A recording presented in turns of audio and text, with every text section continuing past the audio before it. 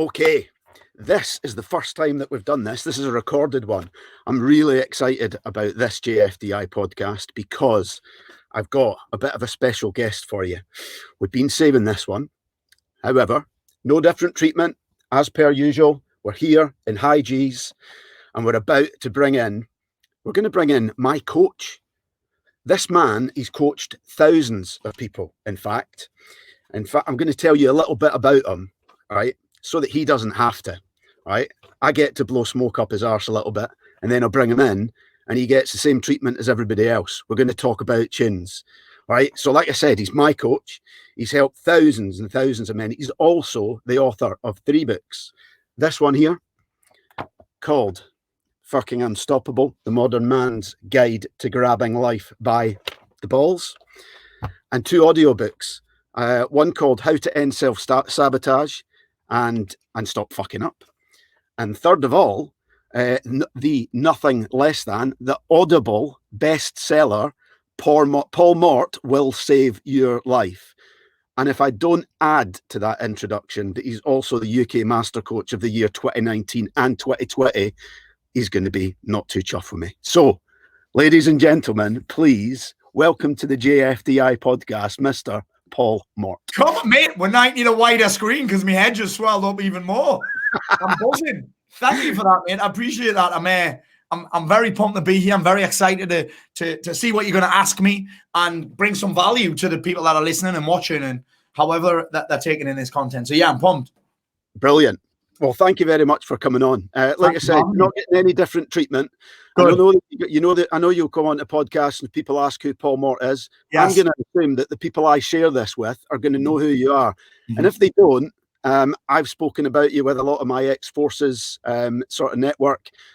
So if they don't know, then what they're going to get here is a bit of a few life lessons. We're going to talk about the music because that's the I'm totally blown away by this. It's so different for me. Yeah.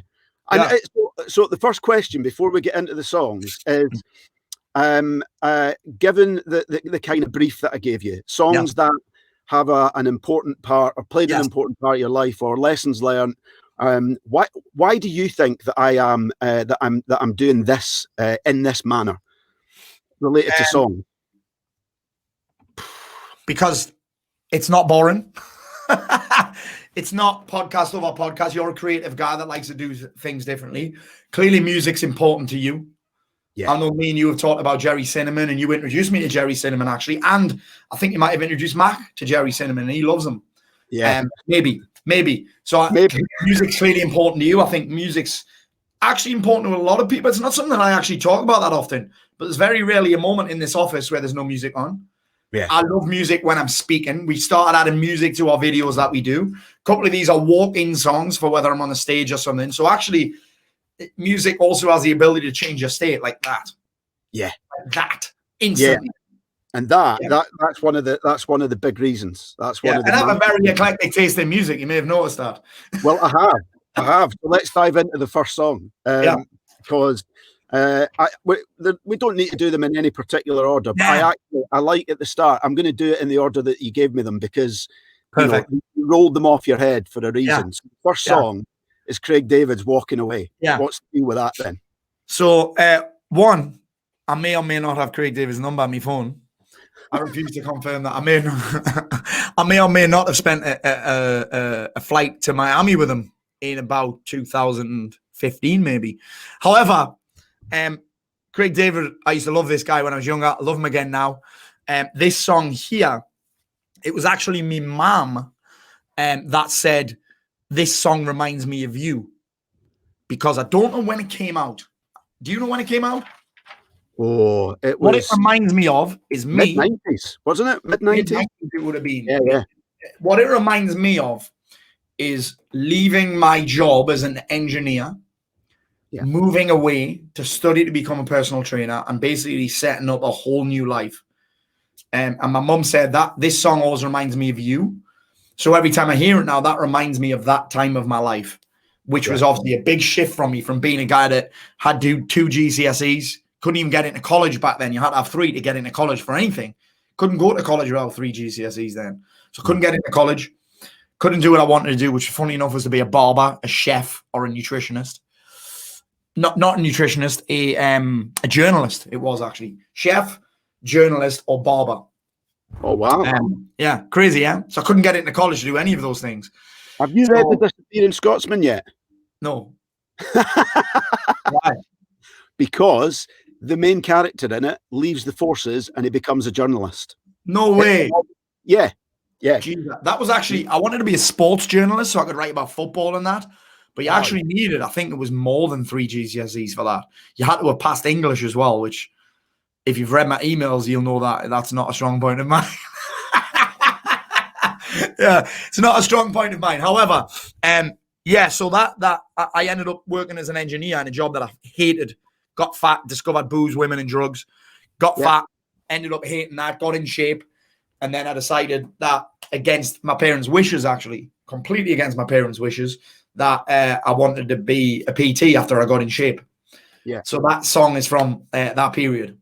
So it's a massive kind of transition song. Things changing, things kind of moving on.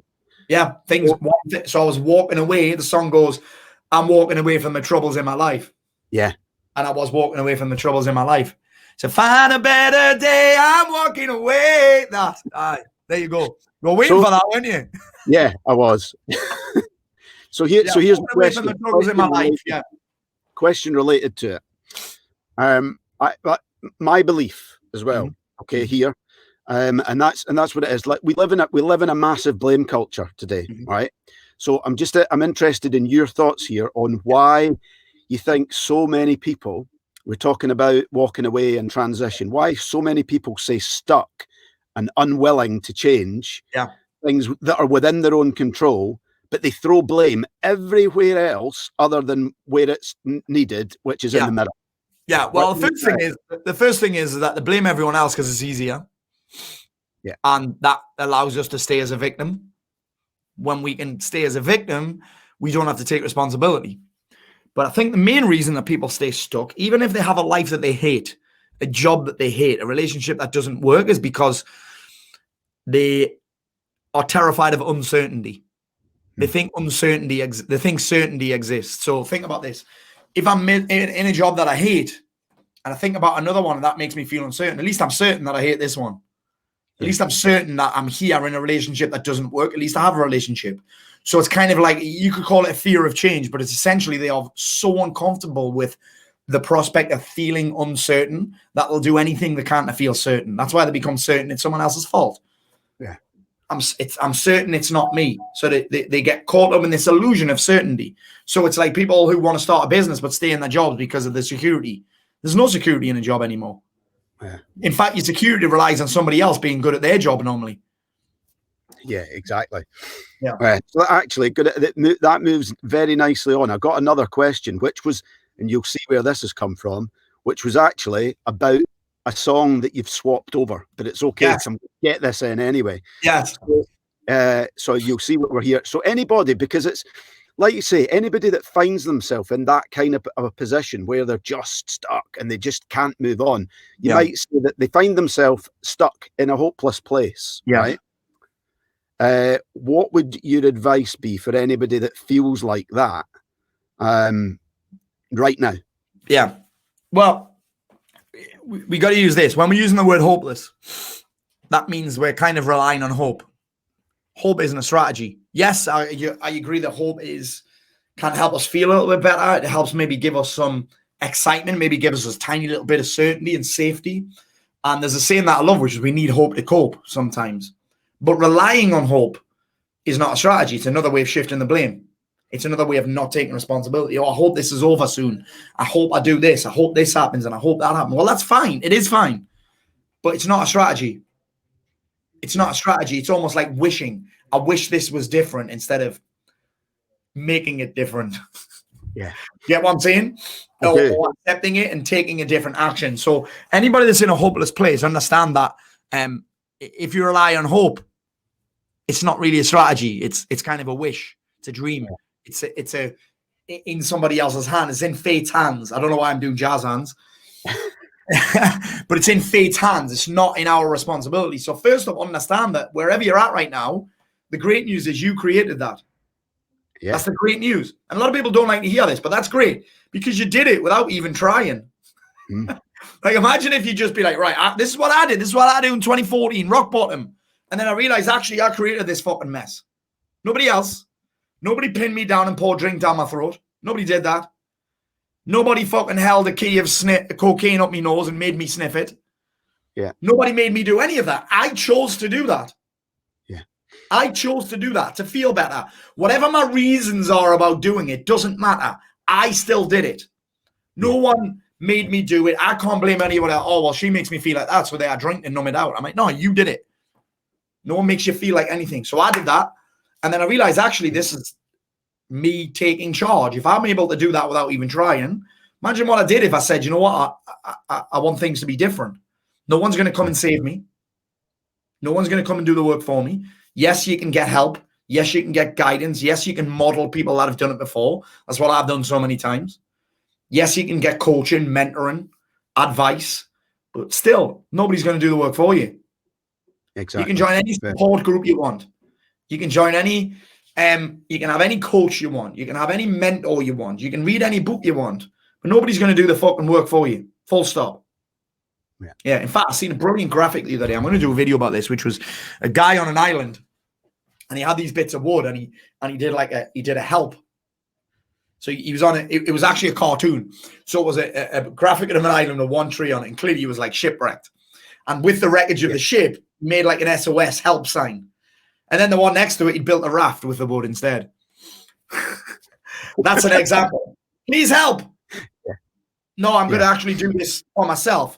By the way, I think support, guidance, mentoring is fucking critical. But we're still got to realize that nobody's going to do it for us. Nobody's coming to save us. They can help us. They can push us. They can cajole us. They can trigger us. But still, it's us that have got to do the work. Just like I said, nobody forced me to drink. Nobody did the work for me in my life. Nobody meditated for me. Nobody journaled for me. Nobody trained for me. Nobody got disciplined. Nobody gave up the booze for me. Yeah. Nobody built a business for me. I got help. I got support, and I needed it. But I still had to put the hard yards in. Yeah. Yeah. And I've got another question later about that support. But whilst we're kind of talking about hopeless there and hopes and that not being a strategy, it's a great link right into your next song, which is High Hopes by Panic at the Disco. Real high energy song. What's the crack? So this song here, I only probably heard about it 2 years after it came out. Yeah. I think 2020 was probably the first time I heard it. No shit, last year. And then it kind of just became my anthem. It just became an anthem for me. And I love the song. Lyrics are amazing. But if I have a walk-in track, which I will have at some point this year, in fact, I'll definitely have one in October, November time when I've got something. This is another big announcement that I haven't made yet. Something coming October, November time. This will be the track that plays when I come on because of the energy that it gives. It just seems to fit what I'm about. Yeah. Brilliant. And it's funny how it has the word hope in. Yeah. But I think it's not, I'm not about relying on hope, but obviously high hopes is, for me, that's where our dreams come from. That's where our goals come from. That's where our inspiration comes from, right? The difference is that we turn hopes into strategies, hopes into plans, hopes into action. But that song for me is just like it became kind of an unstoppable anthem. I just think the energy of the song's right. Yeah. So, and every time I go on a webinar, I'll play that song. It's kind of like if I was going to call it a state changer, that would be my state changer. Yeah.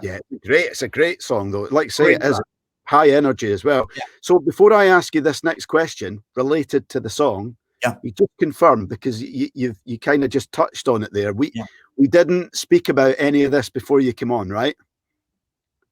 We didn't, did we? We didn't talk about what we were going to speak about. Right. So the next question is, because I've added a few more words, like you say, it's got hopes, but what are your greatest hopes, dreams, and aspirations for the future?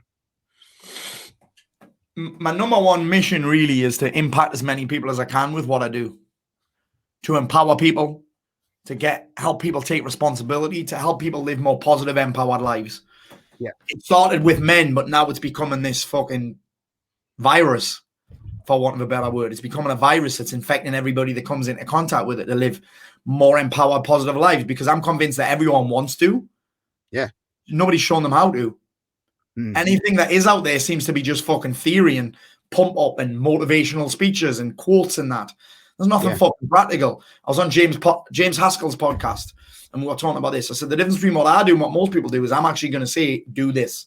Not think about this. Not put this on your wall. I love all that shit as well, by the way. But there's got to be some level of action. Action's the only answer. So my hopes are to impact as many people as I can. Inside of that, I need to get a book on fucking Tesco. I need to get a book in Tesco and Asda. Yeah. Why? Yeah. 2 reasons. One, I've got a big head and my ego I love feeling significant. Most people do. I've just got no problem admitting it. No. External significance works for me. Maybe I'll grow out of that. I don't feel like I need it. I just like it. I thrive on it. It means that if I'm in Tesco and Asda, hundreds and thousands of people, not hundreds of thousands, hundreds and thousands of people every day are going to see my book. Yeah. And I'm going to get the opportunity to impact them. And the big thing for me that lights a fire in me is my family and other people's family. I get a lot from people telling me about their transformation. But when I get their wife telling me, or their mom and dad telling me, or the kids telling me, or their brother telling me, or their sister telling me, that makes my heart full as fuck. For some reason, I don't know what it is. I think it's because I'm such a family man. And I'm such a family orientated man. And I don't know what the word is. I'm sure there are parents out there that spend more time with their kids than me, but I'm pretty sure there's not many that do the shit that I do with my kids. Maybe there is, I don't know, but that's just where I'm at. I just love that impact on my family because I think it probably comes from the words that Leslie said, my wife, which are the ones that echo in my head, and the one that I always talk about when I'm on podcasts, where she said, think about the kids growing up as the kids with no dad. Think about the kids growing up as those kids whose dad killed himself. That changed everything for me. Yeah. And that's what I'm probably trying to spread to everybody else. I think eventually I'll end up going into schools and starting to impact younger kids because we're seeing a narrowing in the gap of mental health problems now. It's getting younger and younger and younger, which is fucking terrifying. Yeah. Kids shouldn't even know about depression and anxiety. They shouldn't even know what it is. No. But and it's one of that's my dreams and hopes and aspirations. I want that book. I want this. I want to be on TV. I want this sold out UK tour. I want merch. I want books. I want all of this stuff. Not just for me, but that's a sign that my message is spreading. I've always said this. Yeah. When I start focusing on impact over income, things transform for me. Yeah, I love that. And what you said there about the kids, one of the things I'll never ever forget, when I left the forces, I had like a little book where people wrote some messages. Yeah. And there was a guy who wrote a message about children. He had literally just had a baby. We were leaving. My wife was about to give birth to her first. Yeah. And he wrote in the book, he said, you will never learn more than you will from your own children. Mm-hmm. And I've always remembered that, because we grow up as parents and being the ones that are there as a good influence on our children, but we can learn so much from them as well. I did a podcast with mine. It was a scream. I learned so much. I thought it was brilliant. Absolutely loved it. I got so much great feedback on it. I mean, it was a little bit chaotic, as you can expect with a 9-year-old and a 7-year-old. But I learned a lot about them and what they stand for, and what they're about, and what they like, and what they don't like, and what my son knew about motivation and that. Blew me head off. So that's mine. I've asked both my girls if they'll come on and do one with me. I asked my wife, and her immediate response was, "Get to fuck." Yeah, that would have been Leslie's a while ago, but she's obviously expanded and she's a leader now, and then she's got a team. We'll do another one with her because we haven't. Leslie's been on a couple now, but we haven't talked about the cliff. Right. Okay. Yeah, I haven't talked about that. For some reason, we just haven't got around to it. But that'll be when we launch the next season. It'll definitely happen that. Yeah. So through all of those things, they'll help me achieve my biggest mission, which is just impacting as many people as I possibly can. Yeah. Now you mentioned about in doing that, you've up until quite recently, it's been men that you've worked with, but you're working with a lot of women now in Prime, right? Yeah. So one of the things that that I've been asked, because my podcast is until now, it's been all guys that I've had on, all ex-forces colleagues, and listen, it's been brilliant. But we've had a lot of women tune in, and a number of the ladies have said we need some representation from the women. But when I've been asking them, it's been getting the first one on that's been difficult. So any words of advice to any of the ladies that listen to this that might be thinking about it, that, you know? Yeah. Here's what we've got to do. Here's what we've got to do, ladies. And this goes with anyone with any kind of confidence issues and worrying what people think. You got to take the focus off you and on other people. You've got to go from egocentric, thinking about you're the star of everybody else's movie. Even when I'm on here, I'm not the star of anybody else's movie. I'm just an extra for a bit while I watch it. Some people will watch this and listen to this and fucking never bother with me again. Truth is, as soon as we hang up here, I'm going straight on another podcast. So you guys won't be in my scene in my movie anymore. Get what I'm saying? Yeah. What we're going to consider is whenever I'm like that, I've got to stop thinking egocentric and start thinking ethnocentric. So what you got to start thinking about is not what they think of you, but what you think of them. Yeah. Like someone could come on here and you could do this and inspire somebody to live a completely different life. You could inspire somebody to take charge, and you could inspire somebody and transform their entire family's life. That's why I'm a nightmare for podcasts. That's why we've got to go through Kath, my assistant, because I'd say yes to all of them.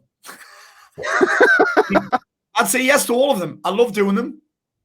Yeah. What we're saying to the ladies is, come on, enjoy your moment. Impact people. In the limelight. Think about people. One sentence that you say could transform somebody else's life. So so if you want to come on, just don't make it about you. Yeah. You've got something to share with people. Even if you don't think you have, you've got something that could come out your mouth that could change the course of somebody's life. Yeah. There we go. Yeah. So let's go on to your next song.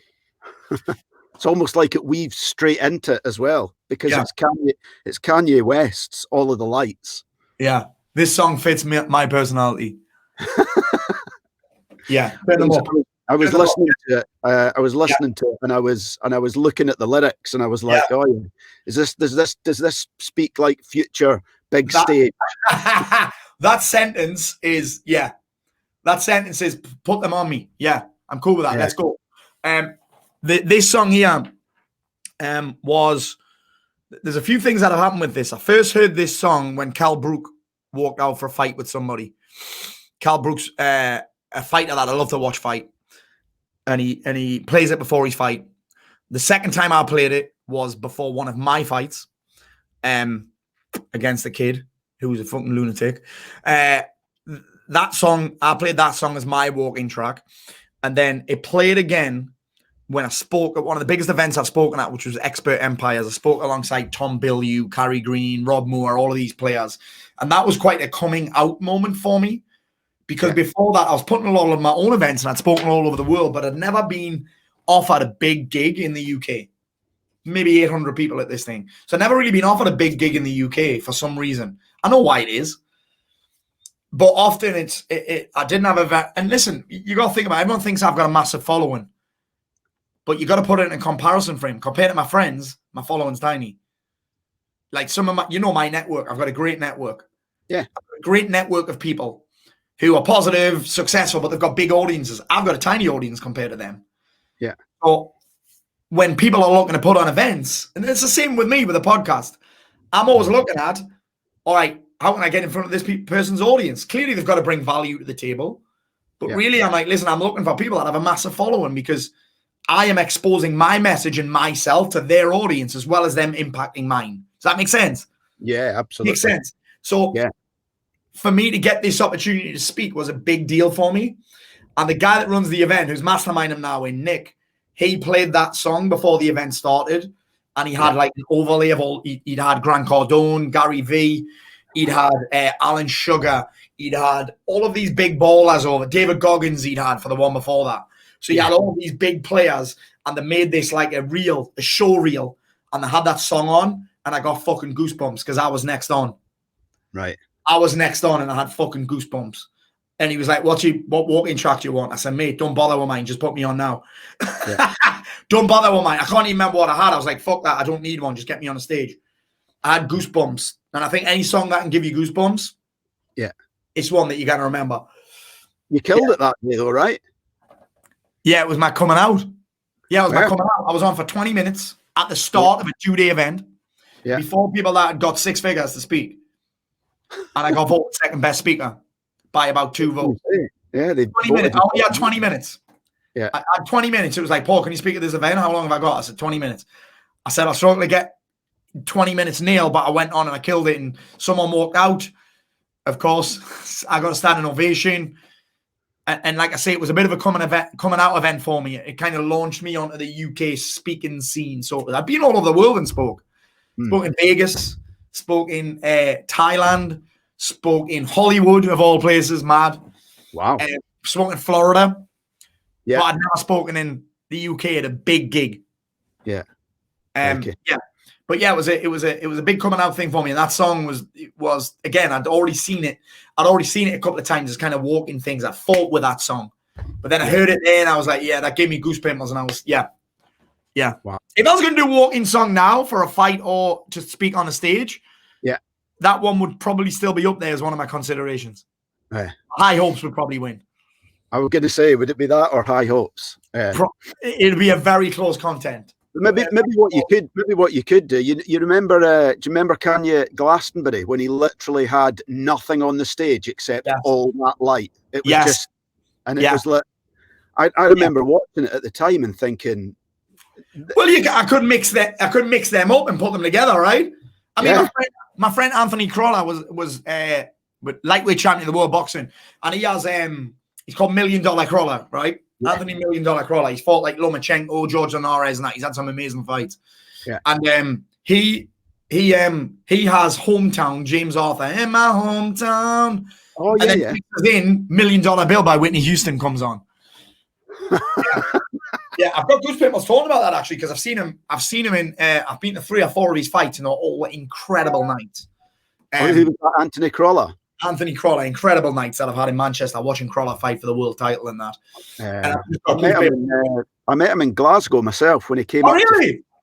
When he came up to fight Ricky Burns. Oh, really? I went along for the Yeah. And I met him there. Oh, man. And I'll tell you, I only went to see him fight once. I went to see him fight in Manchester. Yeah. And it was the Red v Blue night. It was when Anthony Crolla fought against the Machine Murray. Oh, really? Yeah. Yeah. John Murray was he called? John Murray. That was some fight as well. Yeah. But, Oh, love Anthony Crolla. Great boxer. Well, I went to the Ricky Burns fight. Did you? Yeah. Yeah. Do you know what? I love Ricky Burns, and a 3-time world champion and a Scot. He is hard as fuck, by the way. He's what? He's hard as fuck, Ricky Burns. Neil. Yeah, but you know what? I wanted him to win that fight, but it was that point in his career. I thought Crolla would win. I think they were both the same, actually. I think they were both. Yeah. It was a kind of make or break for both of them, right? Yeah, it was. Yeah, mate, I think you're right. Yeah, I think whoever won that was going to go on and maybe get Lomar or something like that. Yeah. Mate, all the boxers, I love to have Ricky Burns on mine, actually, because all the boxers that I've ever met are all cool as fuck.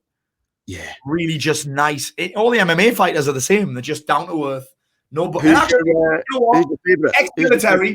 Ex-military, and any kind of fighter, I seem to get on famously with those kind of, like, I really get on well with all those guys, which is weird. I always say that. I'm like, I love having any military guys that I've ever had any conversation with. I've never been in the military. Never even thought about being in the military. Every time I think about it, I'm like, oh, no, it's not for me, that. I think it's like a dark sense of humor thing or something. It is. And do you know that it's one of the things that a number of people that I've had on here, ex-forces colleagues, have said. It's like there is.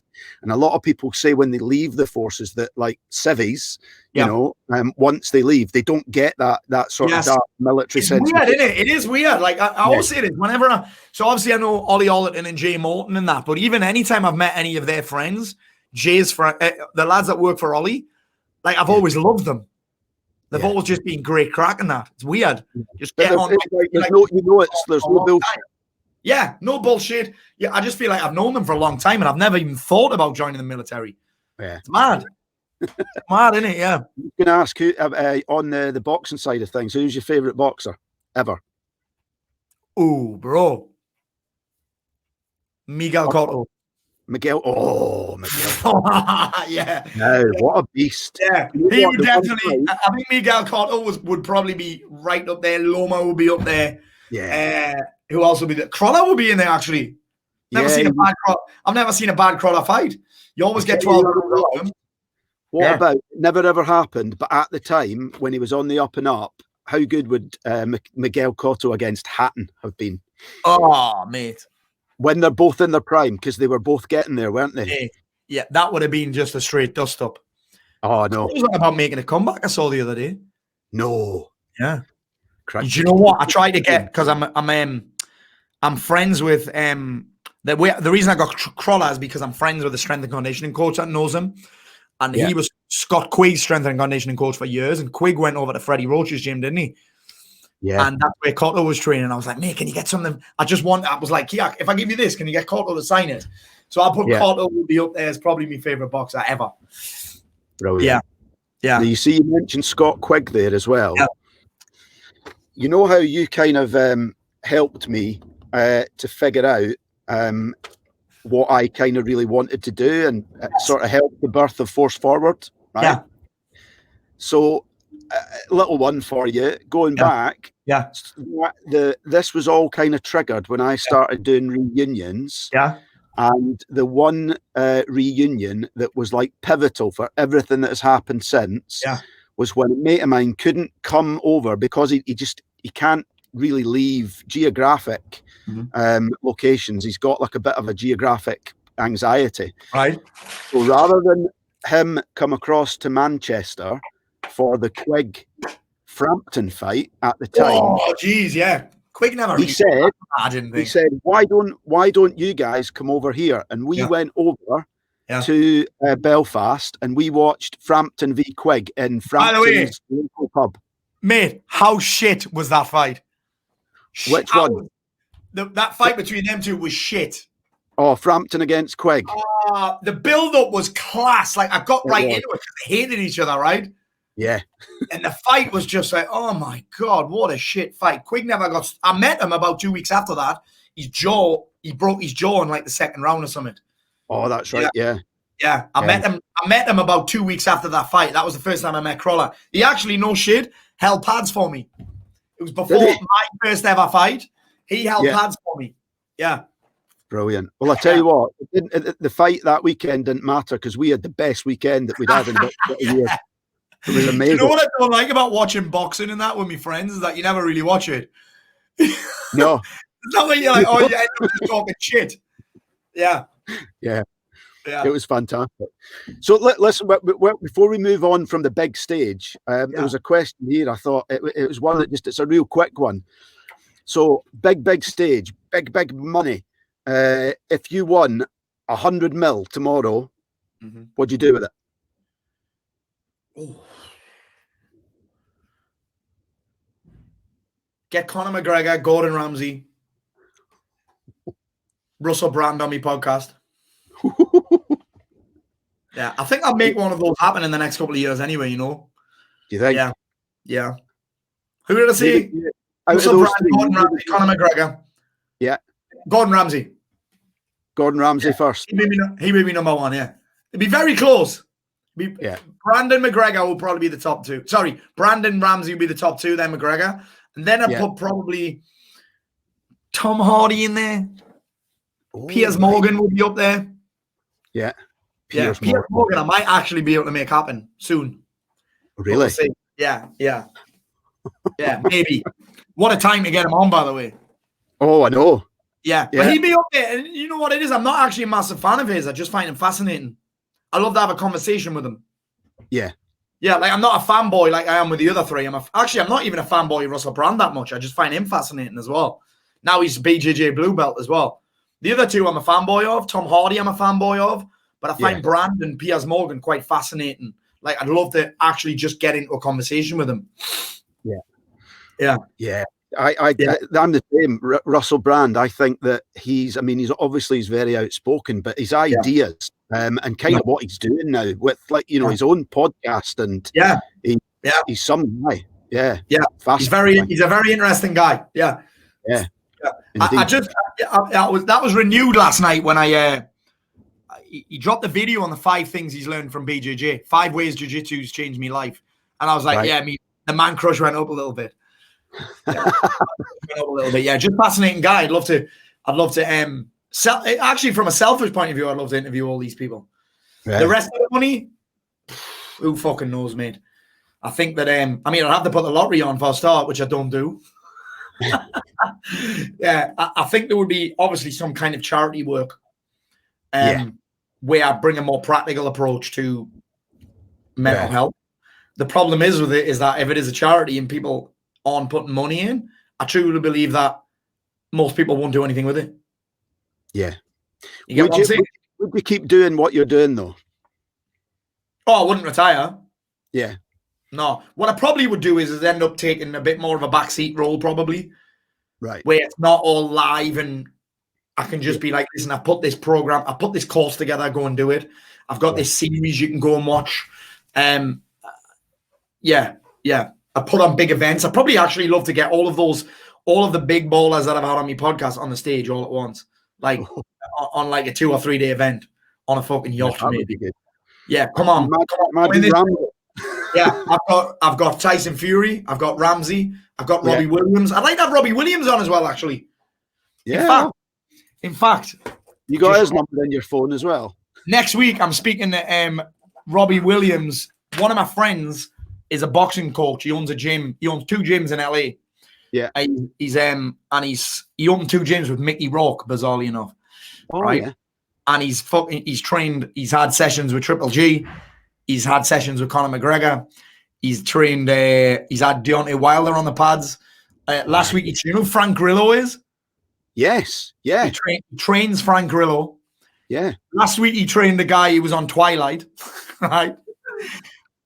But Robbie Williams took him on tour as his boxing coach, as he's took him on the pads. Yeah. And I'm speaking to him next week. and you've just reminded us of that. I'd love to have Robbie Williams on because he's quite a fascinating character. And I get everyone's like, you look like Robbie Williams. I'm like, do I fuck? But he's up and down with these weight. He's up and down with these weird. I can look at him. Remember that time he turned on the X Factor? Remember that time he turned up on the X Factor off his tits? Can you remember that? Yeah. I'd love to ask him about that. I'd love to ask him about his battles with booze and drugs and that. That would be a great interview, I think.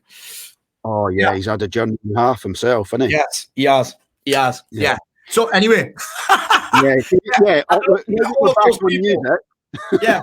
Yeah. We're back on music. Should we go on? Because we've got what? We've got two left. Yeah. So let's, at the risk of taking the mid down a little bit. That's good. Shit. Hang on. Sorry, Graham. Sorry. 1 second. You all right? It's okay. Hang on, buddy. I've lost you. Hang on. Are you there? Oh, yeah, I'm here. Some Siri popped up. All right. Sorry, mate. Sorry. Yeah, Siri popped up. Yeah. I didn't inadvertently ask him to do something, did I? I don't think so. So I would just say, the next one on the list is you've got, for the guys that work with you already, they're going to love that Whitney Houston is in there. Oh, so I forgot about this one. I have nothing. Yeah, you said to me, put it in as an extra, but we've got it in there. Let's roll on this one then. Yeah. So let's tell you, I never really liked this song, but in 2020, last year, the week before COVID kicked off, right? The week before, my son actually, I've got no doubt about it, had COVID, right? He's fucking ill, and I'm pretty sure I had it.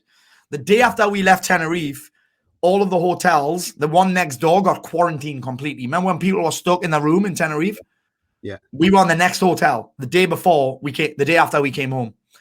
And when we were in that hotel, you know, the evening entertainment, this kid sung this song.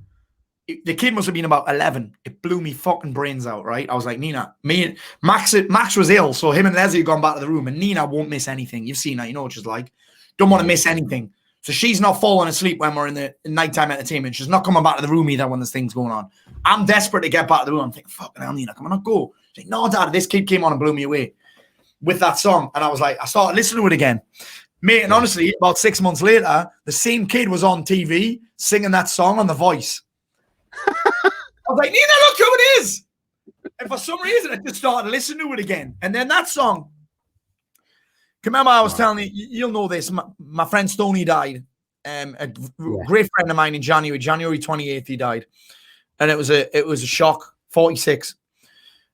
Great mate of mine. And for some reason, I just started listening to that song again. And then when I did the David Goggins 4 miles every 4 hours for 48 hours challenge, that song at 3 o'clock in the morning got me through a load of walks. And I just remember, what I remember about those walks is I'm like, I'd get back after I'd done it. The first one wasn't a walk, actually. The second one was, because my feet were fucked by then. And the first one was a run, and I just remember singing that song at the top of my voice while I'm going along, because I did the same route the whole time. 2 miles one way, 2 miles back, straight line on the coast. Everyone was like, what are you doing? That's mundane. I'm like, yeah, that's what I need. Yeah. I don't need to be worrying about where I'm going to go. I need a straight line. And that song, I actually don't think I've listened to it again since. But that song just reminds me of being able to, it was just something that got me through that run and got me through that period of my life. Considering how old it is, it's just weird. But that song means quite a lot to me. Yeah. Mad, eh? Yeah.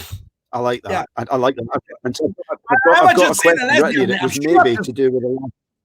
Yeah, I just got back to Leslie. I got back and I remember saying to Leslie, I'll probably walk loads of people up because I've been singing that song at the top of my voice on the coast road.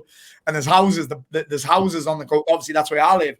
There's loads of houses. I'm thinking someone's heard me walking past there or running past there singing Whitney Houston at the top of my voice. Yeah, so that just reminds me of that song helped get me through a tough time twice. Yeah. Yeah, because obviously that thing was also in his memory as well. Yeah, exactly. Now, and it's a fucking how important. It's a good song. It's a good song. So how important do you believe that it is to look back and for reflection's sake? For it depends on why we're looking back. It depends on what I'm looking at. Yeah, it was like I was seeing on the Alliance train the other week. I'm like, there's two places you can look when you're in the jungle. You can look at the fucking snake eating a rat. Or you can look at a hummingbird being born or something. No. All that is the difference in where your head is. You look down or you look up, right? There's an old saying that's, I love this. I can't remember who said it. But it says, 2 men behind bars. One saw mud, one saw stars. That's just a change of focus, right? I love that saying. 2 men behind prison bars. One saw mud, one saw stars. All that is look up or look down. So if I'm looking into my past, I'm going there for one reason and one reason only, to get something that's going to benefit me, not that's going to hold me back. So I'm going to get confidence from there because I'm going to see what I've achieved. I'm going to get lessons from there because I'm going to see where I fucked up, what I learned from it. I'm going to get gratitude from there. There's so many things to learn from your past, but it's all going to depend on, am I seeing mud or am I seeing stars? And that is a choice. So looking back it's going to depend on what questions I'm asking. Yeah, and that's because focus and that whole mud or stars is controlled by questions. Yeah. What do you want to see? What do I want to get from looking back? What am I looking for? What am I looking for here? Yeah. Now, a lot of the things that we do on some of the ex-forces stuff is that there's a lot of looking back there. Like you say, quite a lot of looking back at the people that we were and what everybody's achieved moving forward. Yes. But there's also, and again, you mentioned your pal Stoney and the walk that was done in his honor as well.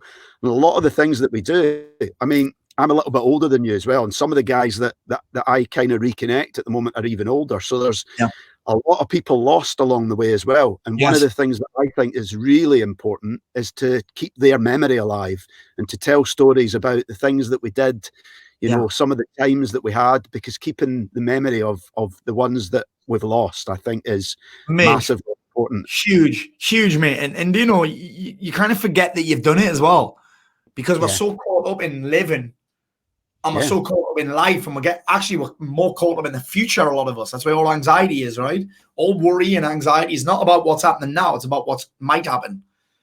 But looking back, we're kind of forgetting. Like, I'd forgot that I'd even done that Goggins challenge because I'm so caught up in the fact that I'm a kilo and a half heavier than I'd like to be.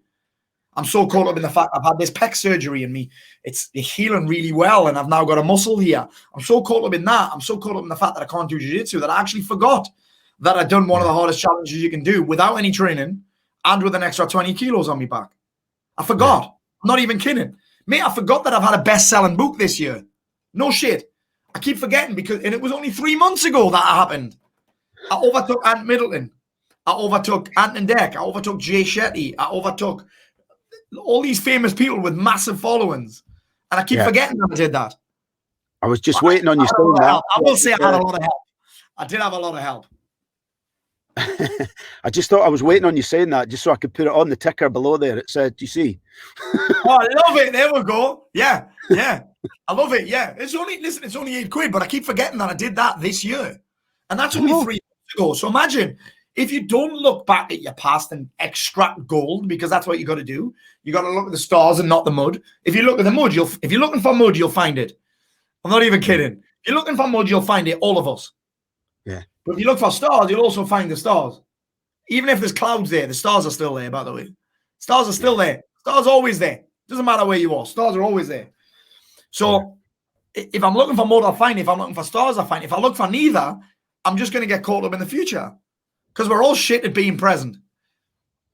So we're all shit at it. I'm either going to be here or there. If I'm going to be there, I'm like, okay, where's the stars? But so much of us forget it, or we're not taught how to do it properly. Yeah. And we'll forget how good we've done, how far we've came. Because we constantly get stuck in that gap of comparing where we're at with where we should be. Yeah. We get caught up in that gap all the time. Or actually, I think another mistake we make is, especially men, we seem to be terrible at this. Well, I'm here, but when I was 25, I was shredded wheat. Do you know what I'm saying? Men are terrible at this. Yeah, I used to get it all the time. Even when I was a personal trainer, when I was like 20 years old, 21, when I was a personal trainer, 19 years ago, almost 20 years ago, I became a personal trainer back then. And men were always a nightmare to work with because they played for the fucking town team when they were at school. Played football for the town team, and then they're like, oh, well, when I was at school, I'm like, mate, you're fucking 56, let it go. But that's one thing that we do is we're always comparing. We're comparing where we're at now with how amazing we were back then, and forgetting that's probably why I tore me fucking pec, because I'm rolling with fucking 19-year-olds and 18-year-old lads and they're smashing me. Or we're comparing where we are now with where we think we should be. There's nothing wrong with right now, really. You know what I'm saying? It's a comparison frame. That's all we do. In fact, I was saying this at the weekend, mate. I managed to weight train at the weekend. So I managed to squat, I managed to hip bridge, and I managed to do bent over rows because I can pull, I just can't push. Yeah. And I hate weight training. But I loved it at the weekend. There's only one reason I loved it, because I put it in a different comparison frame. Before, when I was weight training, after I tore my pec, I was still squatting and deadlifting and that. I hated it because I was comparing it to jiu-jitsu, which I love, and I couldn't do it. Now I'm comparing it to the fucking bike that I've been doing for a month. The devil's dildo, we call it. You don't like that. So compared to the bike, I love weight training. You know what I'm saying? I do. Every time we make a judgment on something, it's because we're putting it in a comparison frame. Yeah. And I love that. I bet that you, in doing the weight training, you needed help doing it as well. You mentioned about support.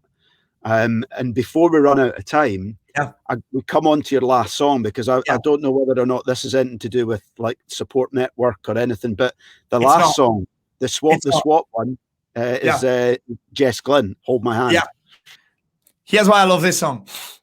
One of my highest values outside of speaking and impacting is, and outside of jiu-jitsu and boxing, is family, particularly traveling with my family. We love going to new places. We love flying. We love the sun. We love swimming. We love water parks. We love all of that shit. And in 2017, I made the decision that I was going to fly without meds. So I used to create terrible anxiety and panic attacks on flights. Yeah. And in 2017, we flew somewhere. And it was the first time I'd flown for maybe 10 years without diazepam. And when I landed, this song, the start of it with the piano at the start, it's class. I love the start of the song. It's really fucking upbeat and vibey. That song, when you land, I can't remember which company it is, but every time you fly with them, they play this song when you land. They play this song when you're going, and they play the song when you land. I think it's either TUI or First Choice or something. One of those companies plays that song when you land on the speakers, and it just, I'm getting goosebumps thinking about it. That's how you know it's a good song. Every time you land, when I'm living my highest value of traveling with my family, that song comes on every time. But I can't remember which company it's with. It's not EasyJet. It's one of them companies like First Choice or TUI, because they also put it on their adverts. Yeah, that's why I love that song. Right, okay. Yeah, but they also play it on the speakers on the thing as soon as you land. And I remember the first time I did it reminded me that actually I remember from that moment, but then every time I land, they play that song. And every time you take off, they play that song. Brilliant. Yeah. Yeah. I love it. Listen. You didn't expect that, did you? No. I've got 2 questions and they're really quick ones for you before we wrap it up. I know there's a question you always ask on your podcast, so it's kind of related, right? I know what the answer to this is not. But if you could only eat one meal for the rest of your life, what would it be? Oh my God. It's not mashed potato, I know that. It's definitely not mash. Fuck that shit. It would be. Oh, mate, you're killing me with this question. Maybe because I'm on a diet right now. Maybe because I'm. Well, listen, for 40 days, all I thought about was food. So I know, mate. And this is, by the way, food is also how I've got through a lot of the challenges. It's how I got through the fan dance, and it's how I got through a half marathon with no training, thinking about what I was going to eat at the end. Yeah. I would say, mate, probably burger and fries, old school burger and fries, brioche bun, medium, burger cooked medium, gherkins, barbecue sauce, bacon. I wish I hadn't asked now. I'm starving. Yeah. Possibly even with sweet potato fries, maybe. Ooh, maybe. There you go. Yeah. So one more question. Or pad thai, chicken pad thai. That'll be up there. Oh, bro. Final question for you. Yes. And it's nothing to do with food. I'm deliberately goading you into the answer to this question. It was my dad made me think of it as I was doing the tour of Force Forward HQ. He saw your poster on the wall. Yeah. So my question is, what would you say to people that think you swear too much? Fuck off. And on that note, fucking grow up. What a great way to end. I love it. Swear too much compared to what? Yeah, exactly. I love it, man. I love it, man. Just put that M bit in. Just put the fuck off bit in and then cut it. Yeah. Oh, brilliant.